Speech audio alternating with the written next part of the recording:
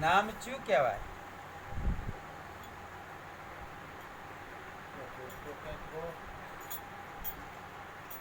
એટલે આ નામ ને નક્કી કરવાનું. સવારામ બાપા કે છે નક્કી કરી લો નામ તમે સમરો સદગુરુ શ્યામ. આને પરખી લો પુરુષને. આ પુરુષને તમે પરખો બરોબર. આ પારક જ્ઞાન છે. પારક બન્યા વગર સાચી ખબર પડશે નહીં. પારખું હીરાના હોય ને, હીરા શીખવા બે ને તારે એને કશું ખબર ન હોય કે આ સાચો હીરો છે કે ખોટો હીરો છે.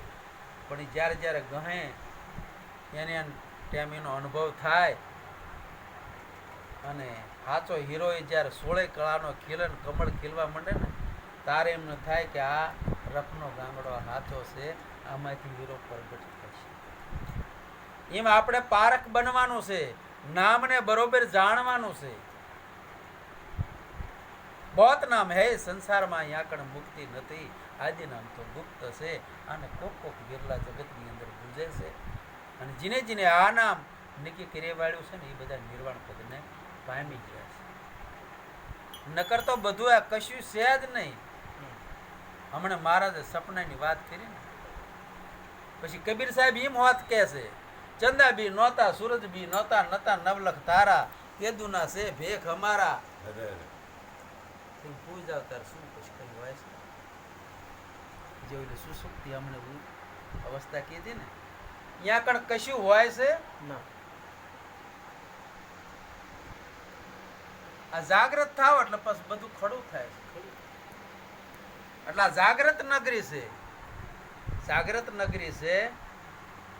અને પછી આપણે આંચું ઉક્યા નહીં, આંચું ઉકી જાય તો એ સપનું છે. એ સપનું આવે ને જયારે આવું આંખ ખુલે ત્યારે આપણને ખોટું લાગે છે.